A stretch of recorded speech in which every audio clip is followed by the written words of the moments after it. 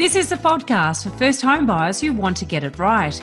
If you're suffering from analysis paralysis, can't work out who to believe, hate dealing with agents, sick of your parents telling you where you should buy, you think the market's leaving you behind, or you're just worried about making a huge mistake, then you're in the right place.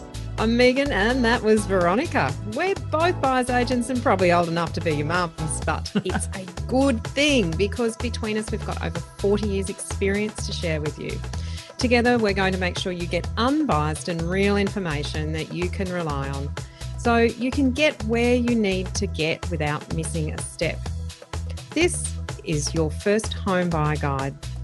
If you'd like to know how we can help you buy your first home and avoid a whole heap of nasty pitfalls, head on over to the website homebuyeracademy.com.au, and there you'll find free checklists to download, a free mini course on how to price a property, and our where to buy tutorial for only $39.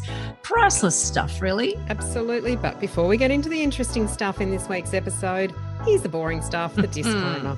Everything we talk about on the podcast is general in nature and hasn't taken into account your personal circumstances, so should never be considered to be personal advice. We always recommend getting the advice of a professional in their field of expertise. Now, this could be a buyer's agent, a licensed financial advisor, or a mortgage broker, depending on your needs. The content you're about to enjoy is correct at the time of recording, but things are changing on a daily basis. So check with the relevant government authority or your advisors to get the most up-to-date information.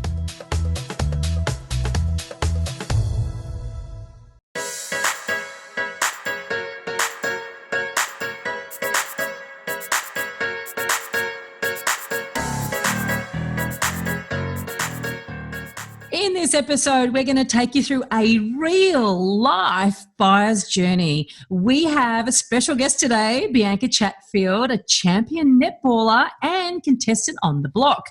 She's been house hunting this year, and Newscorp readers have been following her journey through a series of articles that she started publishing in November. Now, we're so keen to hear about the expected and unexpected hurdles that you face, Bianca, and the lessons you've learnt so far. Thank you so much for joining us today. No worries at all. I'm always very happy to talk property, not because I feel like I know everything, but because I feel like I learn so much every single time I delve into it a little bit. Oh, that's so true, isn't it? We're very excited to have you on, Bianca. We watched with great anticipation when you did the block. Such an interesting process to go through. But before we get into your current home search, I'm really interested if you could give us a bit of background on your own property journey. What did you start with? What did you do first? What have you bought? What have you sold? Where have you been? Well, if I take it way back, I grew up on the Mornington Peninsula. So, a bit over an hour out of Melbourne, and my dad was a builder and still is a builder. And so I grew up around renovations, and I grew up with a dad and a mum who always bought property and never rented. And because they never lived in the city, they weren't fronting up all the, huge costs that, it does cost you to live in a city. So from the moment I was young, my dad was always like, you need to save for a house. You need to save for a house. And I guess we all thought my house would end up being down on the peninsula. But then my sporting career took off and I wanted to get myself into the city. And so I did, to his disappointment, have to rent for a couple of years. But the first apartment that I purchased was when I was 25. And that was Congratulations.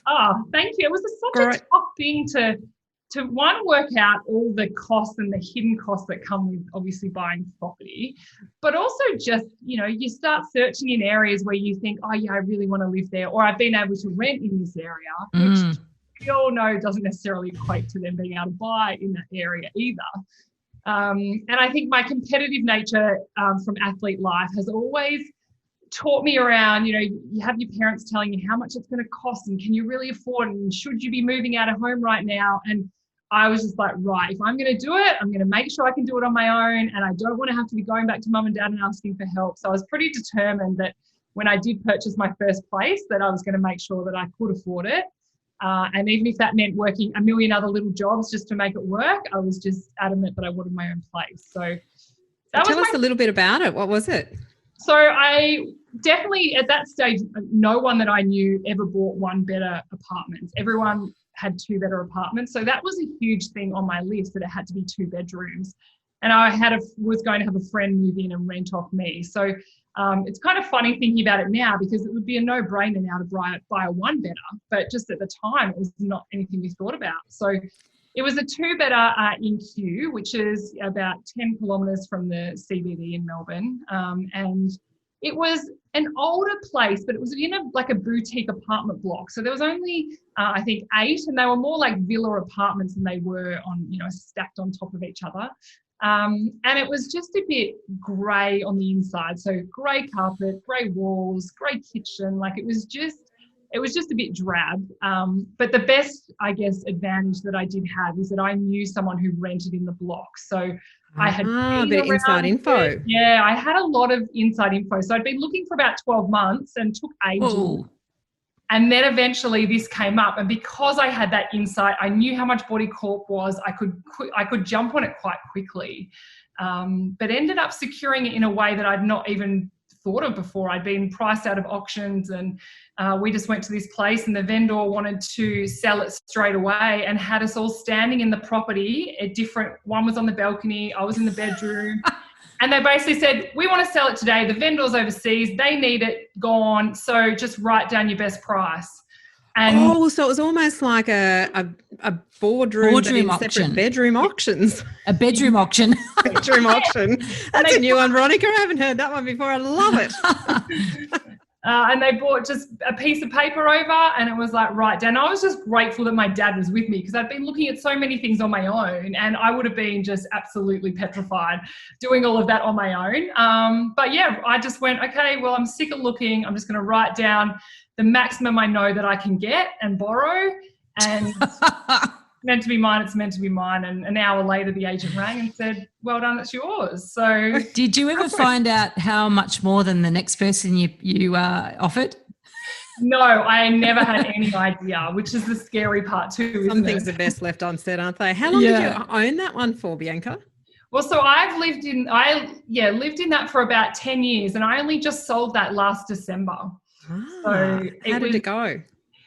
Well, I paid, how much did I pay for it? I paid about $360 for it back then in 2007, and then I sold it for $695 in December. And you renovated it though? There was no more grey carpet? No more grey carpet. It just was the perfect place. I'd imagine it was far more stylish than that. Yeah. It was the place where I probably learned a lot of my own renovation skills. Like I learned how to paint there. I just could teach and tinker, and who cares if I stuffed it up, because it was my place. It didn't really matter. So I just would do little things. I would facelift things. I wouldn't do any major renovations. And so, yeah, after owning it for about 10 or 11 years, I was like, okay, I'm ready now to actually do it properly and then sell it on, and then off we go. Fabulous. So you learned a little bit in your own place before you went to the block. And what did you learn when you were renovating on the block?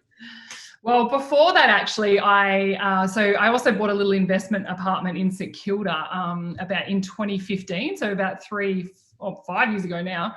And that's probably where I learnt the most about renovating, because I bought it a little one-bedder Art Deco, and it was all for investment purposes, but I wanted it to be able to renovate quickly. And you get 3 months or something where you're having to quickly do it before you put it out there and get it tenanted. So I did that, and that's where I really learned around project managing and having everything happen on time, and knowing how much it costs you if things are delayed, in just not getting any income for it, and you're paying for your mortgage. And once I did that, and I had a much more true understanding around working with trades and getting that all organised and timing things pretty well. And then obviously 2018, that's when I went on the block, and I'd applied for many years because I just really wanted to do it. And that was just by far everything that I've ever done. It was like times 1,000. It was just so full on and so hard. But I loved it too. Like I was up for the challenge, and I did it with a best mate of mine, Carla, who wasn't as so into renovating as I was, but I managed to convince her that. How'd you convince her to do that then? That's not something you throw yourself into if you're not into it. God. I know. And she'd done like one reno, just facelift of her own apartment, and she just started to go, oh, actually, I really like this. So as soon as I heard her saying that, I was like, right, let's do the block together. Oh, that's amazing. Now, I'm always curious because, of course, the time frames seem impossible on the block. And certainly you get a lot of help with, all the sponsorships and all the rest of it as well. But how much are you really doing in a week? I mean, can you really waterproof a bathroom and get it done in a week? Is it really possible? I'm here to tell you 100% it is possible. It is absolutely possible, but you are pleading with trades to work in the middle of the night with you to get it done. And for us with a bathroom especially, like it had to be waterproofing Wednesday. So you had to have the bathroom completely, the frames done, everything up ready to go so that you could waterproof on a Wednesday. And quite often that would happen late at night. So the tiler could start coming in on Thursday night and then starting the tiling process. And none of the painting or anything that needed to be done like that we could actually physically do, we would have to then be up all night, usually Friday night, Saturday night, to be able to actually even complete the rest of the bathroom. So it can be done, but yeah, it's in real time. Judging happens on a Sunday for us on the show as it does on TV. We start a room on Monday morning. Yes, you've got some ideas around what you might want to do and pre-planned, just the trades coming in at different times once you know you're doing a bathroom. But other than that, it's actually real. And I was surprised about that too from doing it. I thought it must be all mocked up but no, it's completely real. And I think that's why the show is such a success, because it's ridiculous, but we're actually doing it. And you must emotions are raw. Exactly. The stress and the height and everyone's sort of going a bit nuts. It's not manufactured. It's actually because you're sleep deprived. Yes. And they do say from the very start, we're here to make a TV show. We don't give you enough time and we don't give you enough money. Along the way, you win money. Welcome. Yeah, exactly. Enjoy. Drama. Yeah. So you do. Like, it naturally happens. You get tired, you get emotional, you cry because things aren't going the way you think it's going to go. And but I think that's the best part about it, is that you can push through. You just have to be quite savvy the way you do things and make sure you've got a good team of trades around you that can help get the job done. It sounds like there's a lot of synergies with the actual buying process, because a good team of advisors around you and getting things done in the right order, it's all tying together, and I didn't even set that up. Sounds very familiar, doesn't it? But I'm sort of interested too, just to sort of quickly look back at the first property you bought. You said that you didn't even know that a one bedroom was an option. You're sort of probably really lucky that you didn't, to be quite frank, because of course you could live in it longer and you had the flexibility of being able to get extra rent to help pay the mortgage. And obviously something you could cosmetically fix, and it was in a small boutique block, and you had good due diligence because you knew somebody lived in there, and you bought in a good area. It's a fairly inner area. So all of these sort of tick boxes, it sounds a little bit like they might have been sort of accidental to a degree, but it sounds like, you've certainly lucked it by making those good decisions. Whether you knew they were good or not at the time, it certainly sounds like it's given you a really good footing on the firm first rung on the property ladder. You sold it before you buy. You sold it and then you're out looking to buy. How do you feel about the order of events in that regard?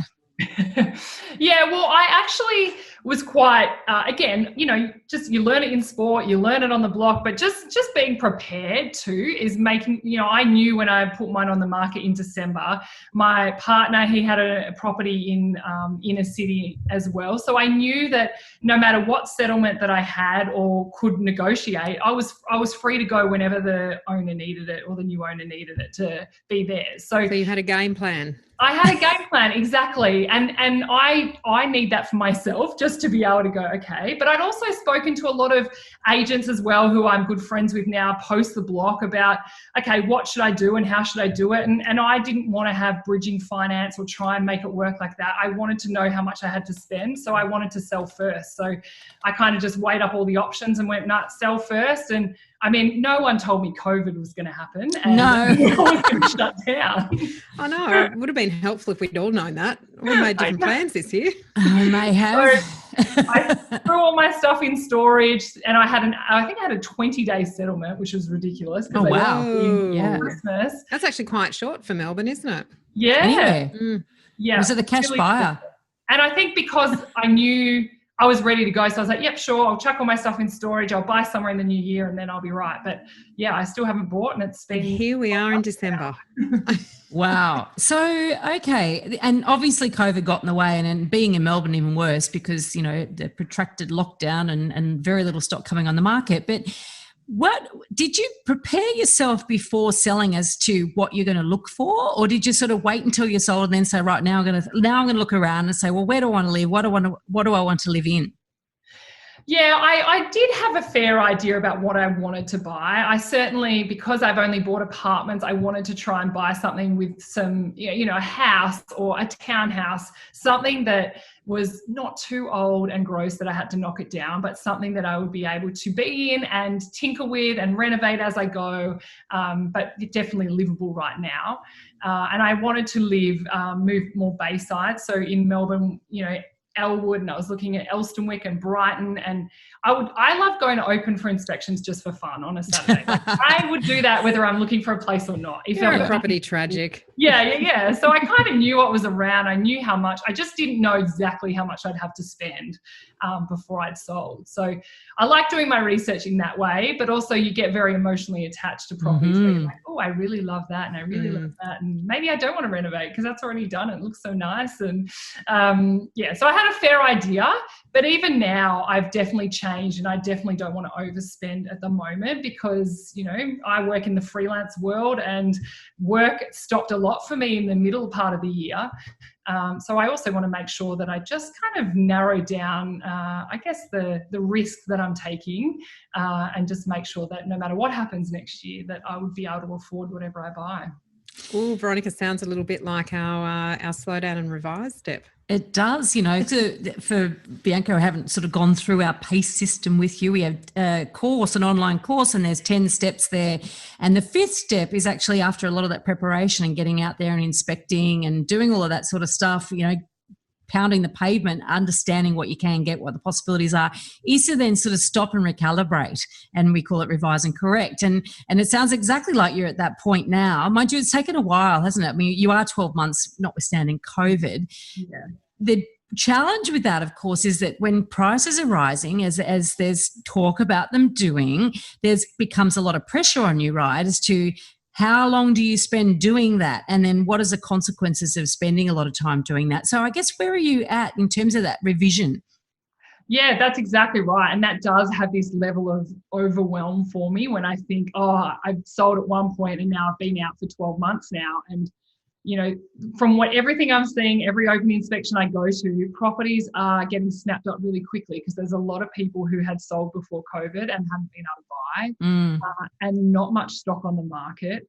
And so I've even been just exploring the option. It's not my first option, but exploring the option of the rent vesting, investing on a property potentially down the peninsula and staying in the city, but renting in the city. So I am exploring those kind of options as well, just to make sure that I do have a backup plan if I can't get into the properties that I want, or even looking a bit further out in different locations that for me, I probably wouldn't have considered, but they could be much better asset to purchase in terms of growth in the future. So that's where, again, I rely on the experts because I don't know really any of that, but I think that's the best thing I can do is surround myself with those people. And you're writing these articles. Are you finding that's actually making you slower in this process because you sort of now your eyes are being open to even more alternatives and more options? Yes and no. Like, it's funny because when originally the columns were meant to happen at the start of the year, but I feel like it's just this divine timing because everything I'm thinking about or going through tends to be the topic that I'm talking about that week. It'll be about, okay, let's talk to buyers advocates and agents and let's talk about what they do and how they can help. And it's right at the time where I'm thinking maybe that's where I need to go next. Maybe I do need that extra support. So it's actually been really good to be able to stop all my other work and be able to focus a little bit on this world because I feel like I just scratch the surface all the time and I never really get to sink my teeth into it. So no, I've been loving it and learning so much. It's a good point actually because, we often say that to clients. It's like, this is our full-time job. And in a way to do it right, you need to make it your full-time job, So I guess in a way you've actually found a way to do that, which is pretty cool. Well, sort of. And also the fact that I don't have the past experience. And that's what I find every single person, including you guys, the fact that you have the experience about the trends that have happened in the property market and what happens when it goes up and what happens when it goes down. Like, you've lived and breathed it for so long that's what I find, us amateurs who come in and think, oh, great, this is such a fancy, funny world. You realize experience counts for so much more than we realize. We like to refer to ourselves as a collection of experiences. Yes. The good and the bad. And it's cumulative, that it's not just like one year's experience 20 times, it's 20 cumulative years experience each of us have. And certainly, when you're out there dealing with agents, so it's sort of interesting what you say there about, you're realizing that markets can change, there's ups and downs and the consequences of buying at different times and what can happen. And I guess your eyes are sort of opened because of the conversations perhaps that you're having with people. And a lot of buyers, they just sort of think with sort of blinkers on, because they're like, well, this is what the market's like now. It's what it's always like. But it isn't, and this is one of the big risks of buying property, is that if you buy in a hot market, then you've got to make sure that somebody's going to want to buy that property if it's a cold market. So it's one of our principles we talk about. Yeah, right. And I learned from you too, Veronica, speaking to you about, just the amount of off-market properties that are around, that, your average buyer is looking online, finding the properties they like the look of within the pictures, and off they go, and they go to every open. There could be hundreds of people there, or there might not be. But we're only seeing a small part of actually what's around and what's on offer. And I think that's where you do miss a lot if you're following that cycle of just online, looking online, going on a weekend and not really putting your feelers out to other options. So how are you uncovering those off markets? Well, I am talking to a lot of the agents that we work with on the block are quite good at sending me different options that they do have. I'm also, the more I've done these columns, the more I'm speaking to people and telling them what I want and getting out there and just putting it out there. This is what I'm looking for. And so I am having that come to me. But at the moment, I think in Melbourne, there's not a huge amount that are actually off market, because, why wouldn't you put it on market right now when everything's going gangbusters? Demand's pretty hot there, isn't it? That pent-up demand that everyone's been sitting on for the last couple of lockdowns. Who knows how long it will last for, or how long. I sure don't think it's going to drop, but I don't know how much it's going to be in this crazy bubble that we're in right now. So, I'm just relying on agents, on buyers, advocates, and just talking to everyone first. And then next year I'm going to be like, right, let's do this. And how do you find dealing with agents? I guess you sound quite positive towards agents. A lot of buyers get very negative about agents, and they really struggle with the whole quoting situation. Obviously, Melbourne's highly auction oriented, and so therefore the quoting, agents can quote down there as distinct to Brisbane, for instance, or Queensland. So how are you finding that experience? Yeah, so I think I'm in a lucky position in that I have a couple of agents who I'm very close to, who are more friends than agents. So everything, whether it's their properties or not, I am talking to them, I'm sending them, I'm taking them with me, and I'm lucky that they come through the property with me and they'll tell me what they think it is actually valued at, or what they think it's worth for me to pay. Sort of working as a buyer's agent in a way for me. But yeah, that's what my go-to has been. I don't feel like I've really tackled anything on my own where I've actually been putting in a bid or at an auction without really knowing what the experts have thought about the property. But I understand not everyone has that access or that close relationship with agents either. So that's and I would go to them about everything too. So I'm a pain in their butt, because I'm always like, hey, what about this? What about this? And what about this? So I'm just lucky that I can return the favour for them in different ways as well, and that they get me to go and do some leadership talks with their business, and I'm like, yep, happy to do that if you can help me. So. Trade-offs. How wonderful to have a personal advisor. Oh, exactly. I feel exactly very lucky that they're there, because otherwise I really would just be guessing. And it's true. Most people get to a point. You already said that when you bought your first apartment, the one thing I didn't touch on, luck or otherwise, was that you effectively threw all your money at it. Like, you sort of gave up after 12 months. And that is sort of guessing still, isn't it? In the sense of, so I give up. Okay. If I can't afford it, I can't afford it. Yeah. But also, I think that one of the challenges is when you're getting by or agents to help you is they'll get to a point where they think, oh, you're just a tire kicker. She'll never buy. And that's something that obviously buyers have got to be quite wary of when they're communicating with agents. And also what I've learned too is being honest with agents to a certain point. That, when they're taking down your details and you're leaving the property and they say, what did you think? You don't have to lie to them. You don't have to just rush over, oh yeah, no, it was great or whatever. Just be honest, because otherwise they'll harass you for the whole, next couple of weeks on the phone the whole time. And rather than ignore all their calls, like they could find you a property in the future too, if you're honest with them about what you're after and what you're thinking. So I used to be like, I just want to be nice to them. Whereas now I'm like, I'm just honest and make sure that, if I'm not interested, I let them know so they don't feel like they have to follow me up 10 times in the next 2 weeks. And I feel like a lot of people, there's a lot of fear around being honest with agents. Certainly keep, a little bit to yourself, but be honest about what you think, and they can help find other properties that they might have coming up that suit you better.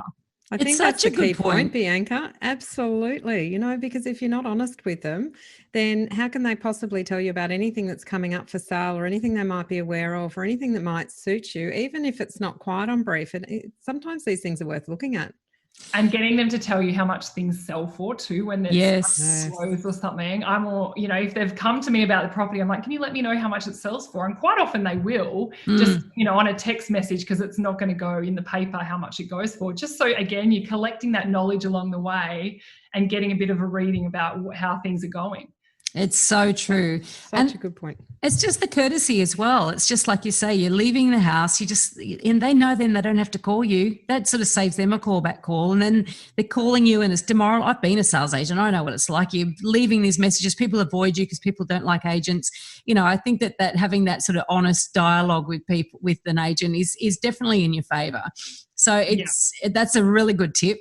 It is. And I was just going to say, I also find in Melbourne, because we couldn't have open for inspections for quite a lot of the year, that everyone is just a lot more caring and compassionate about being able to come to a property. Like we almost don't take it for granted anymore too. So you actually are building better relationships with agents because there's a bit more of a care factor on both sides, which hopefully that lasts. Yeah. It's wonderful to hear, because we've seen it, almost in the community in all sorts of walks of life, but I've certainly seen it with people coming out of Melbourne, having that. I'm so grateful to actually be able to come to this house. Just on that, in lockdown, it must have been really quite frustrating for you, being someone who was really involved and active and interested in getting out there and seeing people and seeing houses and so forth. Were you able to use some of your time while you were in lockdown to get yourself better set up so that you could actually hit the ground running when you came out of lockdown? I think partly yes, but I think another thing that probably a lot of people were going through too is around if your work had been affected, what your pre-approval was before COVID that's what I was the most worried about. Like, will I still be able to get the same loan, depending on what's happening with my work? And so I was more talking to, my mortgage broker in that time, where he was basically like, right, the best thing you can do right now is try and show as much as you can save. And, being able to, when they are doing your loan and reassessing it, that they actually can see significant savings over this period of time, even though your earnings might have dropped slightly. And so I think that was probably one of the most beneficial things for me, was actually to talk to him during the middle of it. I couldn't, we weren't actually seeking to actually buy the property right then, but it was more just getting his intel on what was going on with the banks and loaning money and how that was changing as COVID was going on. I basically was then the biggest tight ass I've ever been. I was just spending nothing to try and help myself when I got to this time. It's such a good point though, because you needed to go back to your team, to your support team, to your broker and actually rediscover what changes. A lot of people don't even know that if they're on if they ended up on Job Seeker or Job Keeper, that may affect their ability to borrow or their capacity. So you're really proactive there and getting on the front foot and understanding how you could get yourself financially fit in this environment. And I think that there's just people have to understand that there's just no dumb question. When you are not an expert and this is not your world, just annoy people with all your questions, because you find out all these random answers that you would never have thought about. And I think I've just learnt that in athlete life, is that we're constantly asking questions and getting feedback, whether it's good or bad, you're just constantly seeking it. And that's definitely what I annoy everyone with now in the property world, is I'm just like, I'll ask the most naive questions because I'm like, oh, well, what's the worst thing they're going to say is like they're not going to answer it. So yeah, throw it and out people there. love to talk about property, so they're definitely going to answer it. But make sure you go to the experts and not just anyone who's having a good look at property. Oh, good point. You know, can we put that on a video? Can we take a snap of that? Can that be our tagline? Oh my God. One of the very first things we teach in the course is setting up your support crew, and it's like who not to listen to. Everyone's got an opinion. It's like arseholes, aren't they? Veronica. Be quiet. I do have a book, and then the cover it says shit. You know. Back on topic, Bianca. Back on topic. Were you still tempted to look at realestatedomain.com, you know, still look at the listing sites and see if there was anything coming on? Yeah, I was still looking, and I've got all the alerts set up, and so I was getting still sent some stuff, but you could really tell the properties that had been on the market a long time and still weren't moving. They are the ones that kept coming up on my feed all the time. And sad for those owners. Yeah, I know. Tough times. And I didn't get into the, looking at properties virtually either with agents. I just kind of sat still for a little while and didn't really get back into it until a couple of months ago when things started to get back to normal. But yeah, I kept looking. I also just looked at other areas too, just to see what was out there. But yeah, you had to be really mindful around the frame of mind you were in when you were doing it too, because if it was in a stage where I was really worried or just really anxious about what I was going to do next and when the world was going to go back to normal, I found it was quite a negative thing to be scrolling through realestate.com.au or Domain. Hard to see your future when you're in that kind of frame of mind. So I think if you're just looking for the sake of looking without, really wanting to jump on something, you've got to do it when you're in that kind of frame of mind that suits that too, so you're not feeling down and out about the decisions that you've made or what's about to happen next. Sounds like you weren't tempted to buy a sight unseen then. I thank God for that. I imagine lady. some were. And it's interesting what you say about that the state of mind that you're in. If you're starting to get a bit doomy and gloomy and starting to think, oh my God, it's never going to get any better, I might have to buy one of these. Maybe that's how some of those got sold. Yes, exactly. Or I was thinking, all right, maybe I'll just look at another apartment. And then I was like, no, that's not what you want. Think about your negotiables and your non-negotiables that you kind of had set in place, and you've got to keep going back to them. Well, that's good. Great point, because we talk about what were the agents saying during that time? They were just saying that with the low stock, that expect it to come back on once COVID stops. That people that will need to sell will sell now, but if people have a choice, they're not going to sell now. So just wait the timing out. And a lot of people thought potentially once we get into March next year, where JobKeeper and that start to finish, that there'll be more properties that come on the market then. But again, everybody's been quite honest in that if it's the right place for you, jump on it. Don't wait to know or try and predict what's about to happen next, because nobody knows. And, even the experts are still like, we're not quite sure what's going to happen next now. So, I'm just waiting to find that right property. I think what we've certainly observed up here in Brisbane is that there are a lot of Southerners who are relocating up here and they're buying before they sell. Which may give some sort of indication that would be some more stock levels coming on as those people divest of their southern properties as a result of buying up here. People who have bought sight unseen, I might say. So glad you weren't tempted to do that. It's interesting, isn't it, that whole thing? And I think it's interesting that you're saying that the agents were just basically saying, look, you know what, wait, stock will come on, rather than trying to pressure you into, really focusing on what they do have, because that can happen too. And I think that what you ultimately came to a conclusion of, which is right, well, if you find the right property, then act on it. That's actually good advice regardless of what's happening in the market, So this is a time of turmoil and great uncertainty. But, the reality is that just because the right property is there now doesn't necessarily mean it will come up again in 6 months or 12 months. And when it does, it might be more money. So it's good advice, I think, just focusing on the right property, of course. Yes. And I'm in a fortunate position too, where I have a safe home to live in right now. I'm not having, ideally I'd love to buy now, but I'm also okay just sitting still too. Whereas I understand there's not a lot of people that have that luxury either. They've got to quickly buy or quickly sell. So get something to rent. Yeah, I'm just going to take advantage of probably the situation I'm in too, and be able to wait that time out to find the right place. Yeah. And certain places, I mean, it's obviously easier to rent in some places than it is in others. So, I hear rental vacancies are going up down in Brisbane. They're certainly only up in Melbourne and Sydney. So regional areas, vacancies are right down. It's really difficult to rent in a lot of places, just not inner Sydney and inner Melbourne. No, there's so many people. I'm in an apartment block now, and there's so many empty apartments. And I'm even just with my, investor's hat on and having my own investment apartment. I was lucky that my tenant was in there and she had a job, so she stayed in there and kept paying rent. But so many of the vendors around here must be thinking, they'd rather not drop the rent and rather have someone else come in, hopefully at some stage, because I'm just surprised there's so many empty properties and that tenants aren't willing to negotiate a lower fee to keep people in those properties. They're the owners. It's really interesting, Bianca. So you're largely seeing that in apartments as opposed to houses? Yeah, a lot of people who a lot of friends that I had in shared houses, they'd be like, right, well now, because the rental market has gone down, they can get into a one bedder on their own for the same amount of money that they were in a shared house. So they're just negotiating out of their leases because they can, and trying to find different properties that suit them better now that I guess COVID is, the excuse that everyone can put across things, whether that's real or not, but I guess it had to be in place to support those people that were really struggling.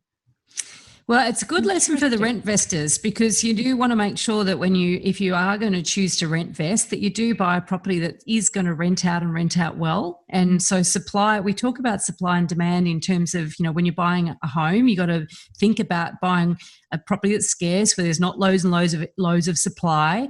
And the same goes for when you're rent investing. And we talked about investment fundamentals a couple of episodes back, Megan and I, and that's where it plays out. We never say you should be buying for yield or buying for the rental income, but you need the rental income to actually pay your mortgage. So therefore, the scarcity and all those same principles apply in buying a good investment property. Now, through this whole process that you've been through and you still haven't bought, let's face it, we're interviewing you. This is the journey conversation, and a little bit of hope for those who have not yet bought their first property. So this is sort of like, opportunities that you have in the future if you do buy well in the first place and actually grow in value, and then you've got more money to spend when you upgrade. But obviously you're going through the process now, and what do you know now that you didn't know as a first home buyer?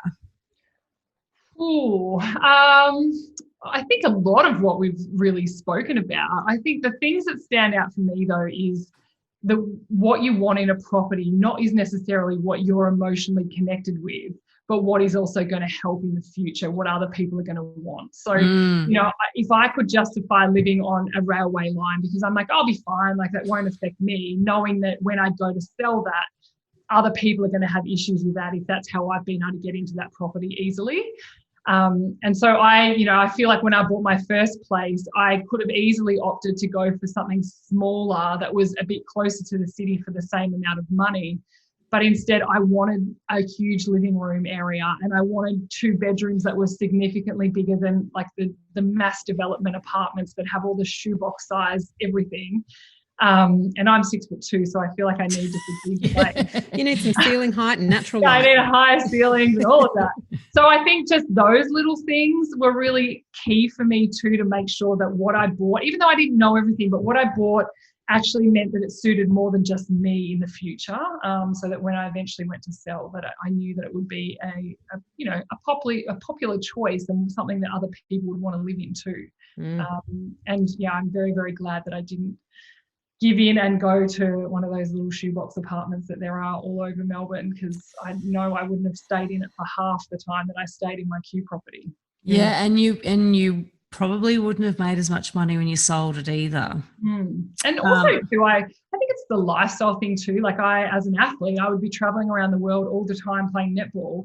So I needed something that was secure and I could lock up and leave and not worry about, because I could have been gone for 3 months at a time with nobody in the property. And then when you look at that was my reason for wanting a secure property. But any first home buyer, especially any female, that's something that they're so conscious of, is having a property that's safe and secure for them and their car and whatever else. So I think that was another thing that really was important to me, but turned out to be quite good for everybody in the end. Some great decisions in there. Yeah. And when you sold it, what was the process? You take it to auction? I worked with our block agent on it, and we had it going to auction. And just I don't know if it was just in Melbourne, but at the end of last year, everyone tells you don't sell before Christmas, try and sell before December. And there was another apartment in my block that was up for sale, and I was talking to the owner quite often. He was like, I'm going to go in September, you go in October. and I kept thinking, do I want to go second, knowing that my property had been renovated? And what did the block teach you about the order of taking and I was like, to auction? Rest again, the whole auction order. Anyway, he kept getting dragged out. And anyway, so he ended up going in November. And then I put mine on the market 2 weeks into his sale campaign. And we went to auction 2 weeks after his had gone to auction. So I stood at his auction and I was just taking sneaky photos of everyone that was there, and everyone was bidding, and I was sending it to my agent going, have these guys come through my property? And it was ridiculous. I was so stalking everybody, obsessed. I was right into it. And then ended up being, because his was a popular property and there was a bubble of people just wanting to get in. Then we actually sold before auction. So we just had a boardroom auction and ended up going, I think, about 2 weeks before our actual auction date, because his had gone to auction that Sunday and everyone went, I missed out. You just collected the buyers and popped them into yours. So second ended up being the best place to be. And did you get more money? I sold for about $5,000 more than he did in the end. Okay. Which his was ground level and I was the next level up. So he had a backyard and everything, but mine was renovated, and a bit of block marketing behind it as well, with everyone interested to see what you've done in it. I was like, yeah, sure, I'm happy to put it out there if they want to see it. What a classic. So, there's great fundamentals in there. We do talk all the time about thinking about your future buyer, and there's not enough people that do. And I think what you've talked about there is that buying the shoebox closer into the city where there's more of them, you're going to outgrow it really quickly, but also there's the issue, which we talk about a lot, which is first home buyers are often incentivized to buy brand new, and then who's going to buy it? Who's going to be the second buyer for that? So I think that's an excellent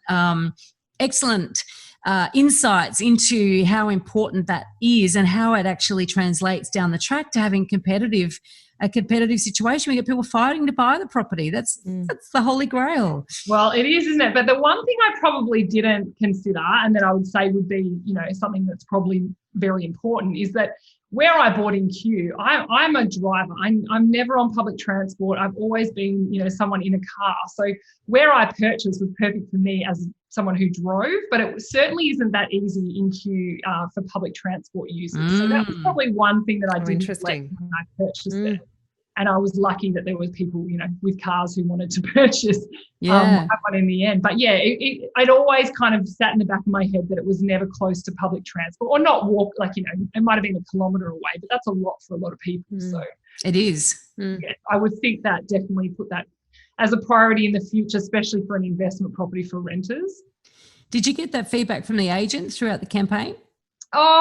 No, but I think I would have raised it with him at the start, and he just seemed to think there was going to be enough buyers around anyway at that particular moment that we were selling, but didn't mean, had I sold earlier or a few years earlier, it could have been a bigger issue. So I think I was just lucky in the end. So I think timing worked in your favour a little bit? Yeah, definitely.